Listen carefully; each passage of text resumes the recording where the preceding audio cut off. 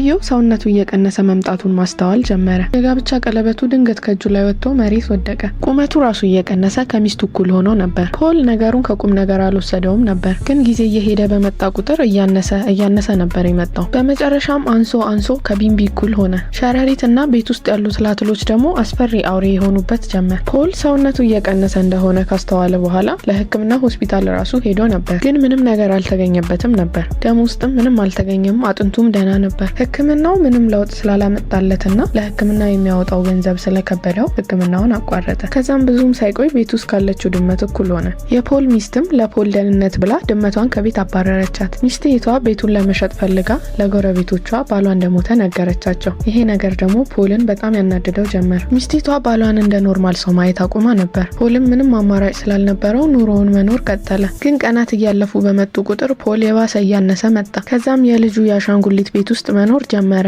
መጀመሪያ አካባቢ ፖል በጣም ደስ ብሎት ነበር፣ ምክንያቱም ስራ መሄድ አይጠበቅበትም እና ከልጁ ጋር ቀኑ ሙሉ አብሮ ይውላል። በዚህ በኩል ደግሞ ሚስቱ አብሯት እንዲተኛ አልፈቀደችለትም ነበር። ድንገት ስገላበጥ ልገለው እችላለሁ ብላ ትፈራ ነበር። በሚቀጥለው ቀን አሳ ማጥመጃ ላይ ገመድ አስሮ ወደ አልጋው ላይ ለመውጣት ሊሞክር ነበር፣ ግን ድንገት ድመታቸው ከውጪ እየጮኸች በሩ መታገል ጀመረች። በብዙ ትግልም በሩ ተከፈተላትና ወደ ቤት ገባች። ይህንን ሲያይ ፖል በጣም ደንግጦ ያልበው ጀመር፣ ምክንያቱም በፖል አይን ድመቷ እጅግ በጣም ትልቅ እንስሳ ናት። ሮጦ ሊያመልጣት ሞከረ፣ ግን የአሳ ማጥመጃው እግሩን ወጋው። ይህን ስታይ ድመቷ ፖልን ልታጠምደው መዘጋጀት ጀመረች። ፖልም ራሱን ለማዳን አጠገቡ ያለ መርፌ ያነሳና ዞሮ መሮጥ ጀመረ፣ ግን የሱ ፍጥነት ከድመቷ ፍጥነት ጋር አይወዳደርም ነበር። ድመቷም ከኋላው ደረሰችበት። ፖልም ድመቷን አመልጣለሁ ብሎ ሲሽሎኮሎክ ድንገት ተንሸራቶ በአንድ ቀዳዳ በኩል ወደ ምድር ቤት ወደቀ። ሚስቱም ቤት ውስጥ ፈልጋ ስላጣችው ጮክ ብላ ተጠራው ጀመር። እሱም ስሟን እየጠራ ያለበትን ሊነግራት ቢሞክርም ሰውነቱ ስላነሰ ድምጹም እንደዛው አይሰማም ነበርና ሚስቱን ልትሰማው አልቻለችም። ከዛ ግን አባራት የነበረችው ድመት ተመልሳ እንደመጣች ስታይ የሆነ መጥፎ ነገር እንደተፈጠረ ገባት። እየመሸ ሲመጣና ሁሉም ነገር ጸጥ ሲል ፖል የተቀደደ ጨርቅ አግኝቶ እሱን ለብሶ ሌሊቱን ለማሳለፍ ወሰነ። በሚቀጥለው ቀን ፖል የልጁን ድምጽ ሰምቶ ነቃ።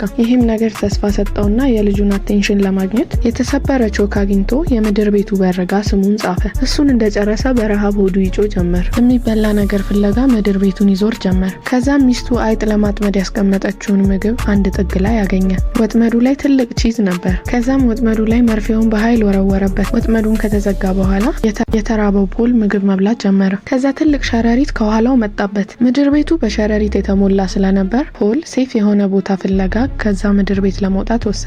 እዛው ምድር ቤት ውስጥ አንድ ካርቶን አገኘ። ከዛም በውሃ አረጠበውና ቀዳዳ ሰራለት። ከገባም በኋላ ቀዳዳውን ሸፍኖ ሌሊቱን በሰላም ተኝቶ አደረ። ብዙ ቀናቶች ካለፉ በኋላ ላይኛው ቤት ሚስቱም ልጁም ሲንቀሳቀሱ መስማት አቆመ። ሚስቱና ልጁ መሞቱን እንዳመኑ ገባው። ከዛ ጊዜ በኋላ ፖል የወይን ጠርሙስ እየበሳ በቀዳዳው የሚፈሰውን ወይን እየጠጣ በስካር ሀዘኑን ለመርሳት ይሞክር ጀመር። የሚያስፈራው ነገር ግን ሰውነቱ ከዚህ በላይም እያነሰ መምጣት ጀመረ። ከሸረሪቶቹ እጅግ በጣም ትንሽ ከመሆኑ በፊት ሸረሪቶቹን በሙሉ ገድሎ ለመጨረስ ወሰነ።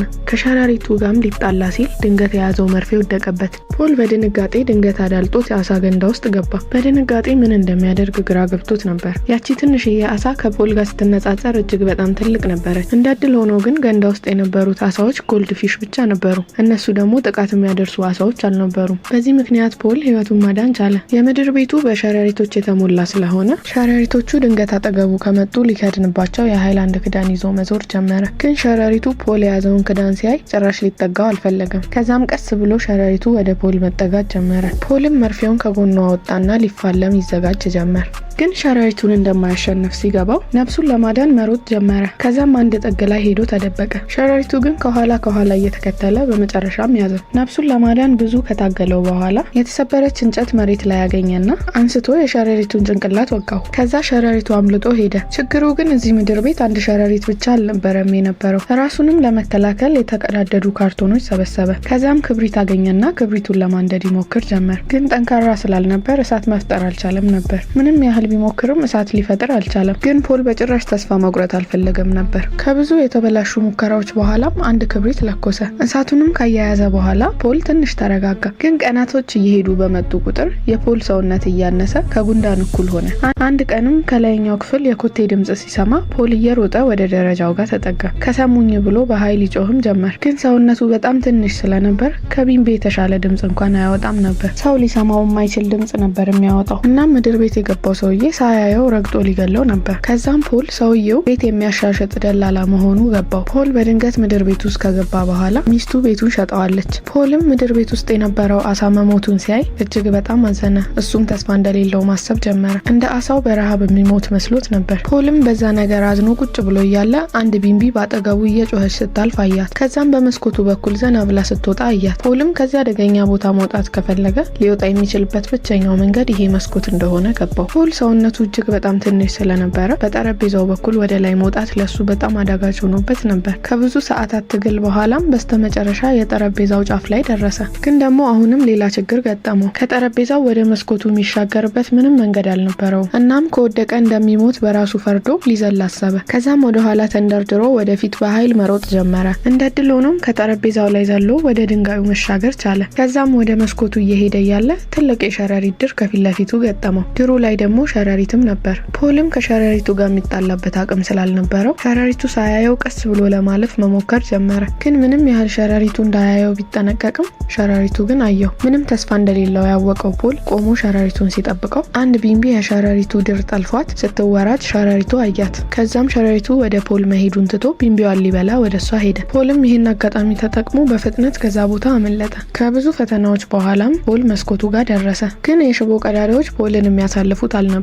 ግን አሁንም ሰውነቱ እየቀነሰ ስለነበረ ሌሊቱን እዛው አሳልፎ ጠዋት ላይ ለመውጣት አሰበ እና እዛው መስኮት ላይ እንቅልፍ ወሰደው። ጠዋት ላይ እግሩን የሆነ ህመም ሲያመው ነቃ። ደንግጦም ሲነሳ ጉንዳን እግሩን ቆንጥጦት ነበር። ጉንዳን ብቻ ሳይሆን ሸረሪቱን መጥቶበት ነበር። ከዛም ሰውነቱ ቀንሶ ስለነበር ፖል ቶሎ ብሎ በቀዳዳው በኩል ወጣ። ፖልም ከሸረሪት ስጋት ነፃ ወጣ። ፖል ሚስቱና ልጁ የት እንዳሉ አያውቅም። እናም ደግሞ እንደማያያቸውም ያውቃል። ፖልም ይህንን እውነት አምኖ ተቀብሎ እዚህ ሳር ውስጥ የሚገጥመውን ፈተና እያለፈ ህይወቱን መኖር ቀጠለ።